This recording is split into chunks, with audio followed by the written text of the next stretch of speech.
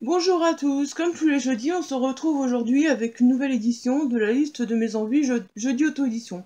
Donc cette semaine, j'ai encore sélectionné trois livres d'auteurs que je ne connaissais pas du tout. Au fait, le but vraiment dans ce rendez-vous, c'est vraiment de présenter des auteurs que je n'ai jamais lus ou dont je n'ai jamais entendu parler parce que ils sont tellement nombreux. Donc je préfère prendre des auteurs dont je n'ai jamais entendu parler et que je n'ai jamais lu, plutôt que prendre le nouveau roman d'un auteur que je suis habituée à lire. Donc cette semaine, cette semaine, j'ai trouvé trois romans, et ils sont assez différents, mais ils me tentent énormément. Donc je vous propose tout de suite de passer au premier. Il s'agit de Lovely Story de Mireille HDB. Donc je vais vous lire la petite quatrième de couverture et je vais vous expliquer un peu pourquoi.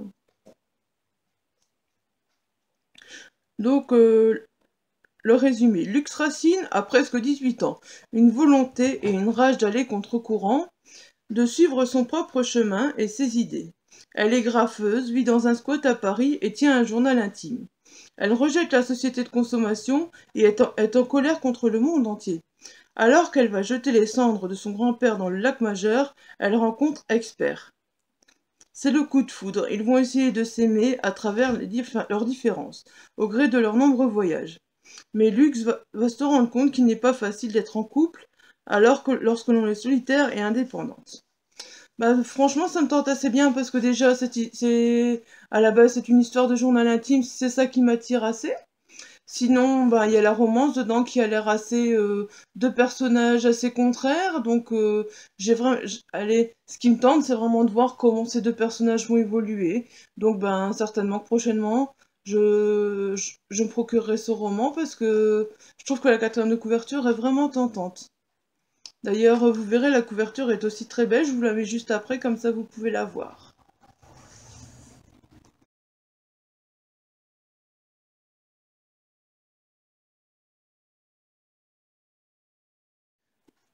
Donc pour le deuxième roman que j'ai choisi de vous présenter, il s'agit de Une parenthèse dans ta vie de Marjorie Levasseur et Guillaume Levasseur qui a fait les illustrations.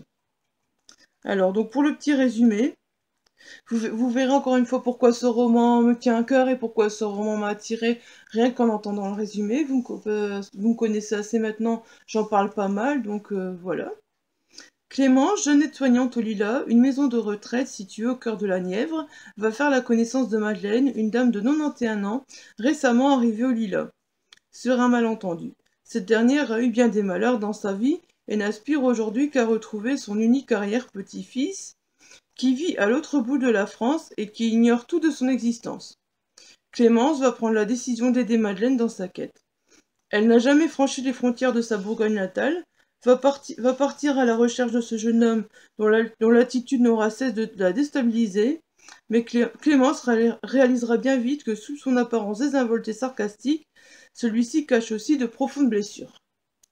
Déjà voilà le fait encore une fois de se retrouver face à une aide-soignante qui veut aider une personne âgée, c'est vraiment un thème qui me touche énormément. Comme je vous l'ai déjà dit, on travaille avec les personnes âgées. Oui, voilà, il y a Monsieur Noireau qui veut vous dire bonjour. Bonjour, Monsieur Noireau. Donc, j'en reviens où j'en étais. Donc, oui, voilà, donc ça me tente énormément pour ça. Et ensuite, parce que, la rencontre entre Clémence, et le fils de Madeleine, ça peut aussi être très intéressant. Donc, c'est un peu de l'intergénérationnel et j'adore vraiment ça. Et franchement, le résumé me tente beaucoup. Donc j'ai vraiment envie de me laisser tenter par ce roman également.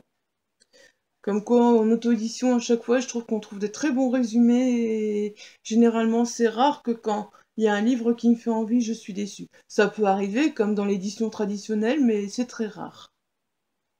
Voilà, donc ça c'était pour le deuxième livre. Je vous mettrai la couverture juste après.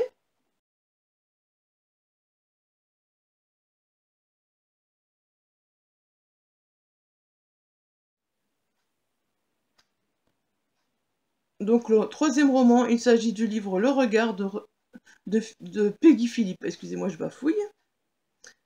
Donc le résumé, je vous lis le petit résumé. Quand Léa se trouve nez à nez avec son DRH devant l'ascenseur et qu'il la fixe, tout bascule. Un bref sourire, accompagné d'un regard étrange, la font basculer dans une suite de divagations digne d'une série américaine. Et comme elle l'a lu dans son magazine ce matin, il faut prêter attention aux signes. Voilà, bah ce roman, je m'attends à beaucoup d'humour dedans, je m'attends à justement découvrir quels sont ces signes, à découvrir les divagations de séries américaines, de Léa, parce que je me dis ça peut être vraiment très humoristique. Désolé si vous entendez des bruits dans la vidéo de temps en temps, ce sont les chats qui jouent. Donc voilà, je m'attends vraiment à quelque chose d'humoristique et je suis très tentée par le résumé en tout cas. Donc bah, je vous dirai ça une fois que je me serai procuré, que je l'aurai lu. Voilà. Bah, je vous mets également la couverture pour que vous puissiez la voir.